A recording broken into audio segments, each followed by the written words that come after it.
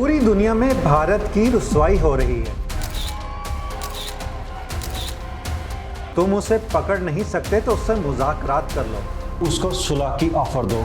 ये बात भारतीय वज़ीर आज़म ने पुलिस को किसके लिए कही? ये बात है 1963 की। भारत का इलाका था उत्तर प्रदेश। वहाँ निचली जात के घराने में शामली सलोनी रंगत की एक लड़की पैदा हुई। जब ये लड़की 16 साल की हुई तो इसके वालिद ने इसकी शादी एक 40 साला पतिलाल से कर दी। ये पतिलाल पहले ही 2 बीवियाँ रखता था। अब जब इसकी शादी हुई तो इसकी सौतनों ने इसके साथ जुल्म करना शुरू किया। ना सिर्फ घर का काम काज करवाती बल्कि इसको खूब मारती पीटती और इस तरह इसके ऊपर जुल्म सितम होना शुरू हुआ। पतिलाल भी जब बाहर से वापस आता तो अपनी सारी लानत मलामत का गुस्सा इसी बेचारी मासूम लड़की पर निकालता। और एक दिन तो उन शौकनों ने जुल्म की इंतहा कर दी। उन्होंने पहले फूलन देवी को मारा, पीटा और फिर उसे घर से ही निकाल दिया। लेकिन ये दिन उसकी ज़िंदगी का शायद बदतरीन दिन था, क्योंकि अभी घर से निकलकर वो बाहर जा ही रही थी और सोच रही थी कि शायद उसके जुल्म सितम के दिन कम होंगे, मगर आज तो उसके लिए क़यामत का रोज़ था। हुआ ये कि उसको रास्ते में ठाकुर मिल गए जो घोड़ों पर आ रहे थे। जब उन्होंने एक लड़की को वहाँ राह चलते हुए देखा तो उन्होंने उसे अपने साथ घोड़े पर सवार किया और अपने डेरे में ले गए।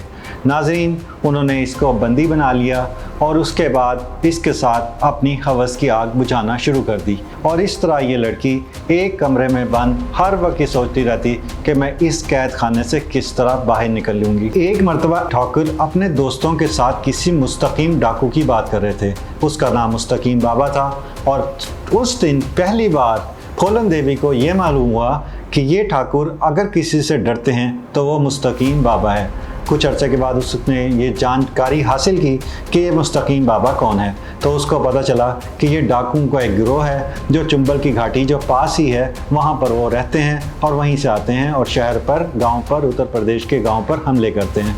अब उसने ये सोचना शुरू किया कि मैं जिस दिन भी यहाँ से निकलने में कामयाब हुई तो मैं मुस्तकीम बाबा से मिलूंगी। और फिर एक दिन उसकी किस्मत ने याबरी की और वो वहाँ से निकली, भागी और चुंबल की घाटियों में गुम हो गई। नाज़रीन गिरामी, मौजू की जानिब बढ़ने से कबल आपसे गुजारिश है कि हमारे चैनल को सब्सक्राइब कर लें। फौलन ने बताया कि जब वो मुस्तकीम बाबा से मिली तो उसने सबसे पहले मर्दों को गालियां देनी सीखी ताकि उसका खौफ दूर हो सके। नाज़रीन, बंदूक चलाने के साथ उसके कॉन्फिडेंस में इजाफा हुआ और जब वक्त के साथ साथ जब वो अखबारात में अपने वाक़यात की खबरें सुनती और पुलिस को भी अपने आप से डरता हुआ देखती तो उसके इरादे में और ज़्यादा पुख्तगी आती और वो पहले से ज़्यादा बढ़कर कार्रवाइयाँ करने लगी। और यही वजह थी कि पूरे भारत में चुंबल की घाटियों से आने वाले डाकुओं के हमलों की खबरें पूरे भारत में और फिर पूरे बड़े सगीर में फैलनी शुरू हुई। नाज़रीन, उसी दौरान उसकी एक दोस्ती अपने एक लड़के विक्रम के साथ हुई।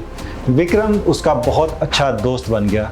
शायद फूलन की ज़िंदगी का ये सबसे अच्छा लम्हा था जब उसे ज़िंदगी, राहत और मोहब्बत के चंद दिन नसीब हुए। मगर यहाँ भी बदनसीबी, बदबख्ती ने उसका पीछा नहीं छोड़ा और विक्रम का एक और रकीब जो वो भी फूलन देवी से मोहब्बत करता था, उसने मौके की घात लगाकर विक्रम का काम तमाम कर दिया और यूं उसकी ज़िंदगी में चाशनी के जो चंद रोज़ आए थे वो भी उससे रुखसत हो गए। और अब उसके दिल में सिर्फ एक आग थी और वो थी बदले की आग, इंतकाम की आग, उन ठाकुरों से इंतकाम की आग जिनकी वजह से उसकी ज़िंदगी जहन्नम हुई थी। इसके साथ साथ वो उन सौतनों से भी बदला लेना चाहती थी जिनकी वजह से उसका घर बर्बाद हुआ था। तो नाज़रीन, अब वक्त गुज़रता गया, फूलन देवी के हमले बढ़ते गए और फिर डाकुओं को महसूस हुआ कि हम में अगर कोई सबसे ज़्यादा दलेर, शुजा और निडर है तो फूलन देवी है। इस तरह उन्होंने उसको अपना सरगना मान लिया और फूलन देवी बैंडिट क्वीन बन गई। जब फूलन देवी को इस बात का पूरा यकीन हो गया कि अब वो अपने दुश्मनों से पूरी तरह से इंतकाम लेने के काबिल हो गई है तो उसने इसके लिए मुकम्मल प्लानिंग की। उसने इसके लिए 14 फरवरी का दिन चुना। नाज़रीन, आप सब जानते हैं कि 14 फरवरी वैलेंटाइन डे है। फूलन देवी ने इसका इंतखाब क्यों किया? फूलन देवी चाहती थी कि वो जिस दिन इंतकाम ले वो दिन हो कि आइंदा आने वाली कई दहाइयों तक ये ठाकुर उस दिन को यौम शौक के तौर पर मनाए, जब पूरे भारत में मिठाइयाँ बट रही हों, खुशियाँ मनाई जा रही हों, शादियाने चल रही हों, तो उस दिन ठाकुरों में शौक का समा हो। उसने ठाकुरों की हवेली को घेर लिया और उन तमाम लोगों को चुन चुन कर बाहर निकाला जो उसको उठाकर ले जाने और फिर उसके साथ बदकारी करने में इन्वॉल्व थे। उसने उन सबको दरिया के किनारे पर इकट्ठा किया और फिर उन पर इस तरह से बेईमाना फायरिंग की कि 30 में से 22 ठाकुर उसी जगह मौके पर ही अपनी जान से हाथ धो बैठे। फूलन देवी का कहना था कि जिस रोज उसने ठाकुरों से बदला लिया, कई साल के बाद वो पहली बार चैन की नींद सोई। नाज़रीन गिरामी, मौजू की जानिब बढ़ने से कबल आपसे गुजारिश है कि हमारे चैनल को सब्सक्राइब कर लें। नाज़रीन, जो ही ये वाक़या हुआ, पूरे भारत में खौफ व हिरास मिल गया। हर तरफ फूलन देवी के चर्चा होने लगे और फिर ये बात पार्लियामेंट से होती हुई वज़ीर आज़म हाउस तक पहुंची। उस वक्त भारत में इंदिरा गांधी की हुकूमत थी। इंदिरा गांधी ने एक अहम इजलास बुलाया और उसमें उसने पुलिस के तमाम अफसरान से कहा, उससे बातचीत करो, उससे मुज़ाकरात करो। उसके आने से हमारे पूरे मुल्क की बदनामी हो रही है, उसके हमले हमारे मुल्क को कमज़ोर कर रहे हैं। अगर वो बात मान जाती है तो फिर आप उसको हथियार डालने पर मजबूर करो। फूलन देवी को पता था कि ये लोग मुझे जान से मार देंगे, इसलिए उसने ये शर्त रखी कि मुझे मीडिया के सामने सरेंडर करना है। फूलन देवी जानती थी कि अगर मीडिया के सामने उसने हथियार डाले तो कोई पुलिस वाला उस पर गोली नहीं चलाएगा। उसको 11 साल की कैद हुई। वो कैद उसने काटी। वो भारत की निचली जात की देवी बन चुकी थी और यही वजह थी कि उसकी पॉपुलैरिटी में वक्त गुजरने के साथ इजाफा होता चला गया। और फिर एक सियासी जमात ने उसको अपने प्लेटफॉर्म से इलेक्शन लड़ने की ऑफर की और 1984 में उसने कैद से रिहाई पाकर पहला इलेक्शन लड़ा, जो इलेक्शन उसने जीता। 1998 में उसे दूसरी बार शिकस्त हुई, लेकिन 1999 में वो एक मरतबा फिर ये इलेक्शन जीत गई। 25 जुलाई 2001 फूलन देवी अपने घर से, जो पार्लियामेंट के करीब ही था, वहाँ से पार्लियामेंट के इजलास में शिरकत के लिए निकली। वक्त था 1:20 पर। अचानक उसके सामने एक नीले रंग की कार आकर रुकी।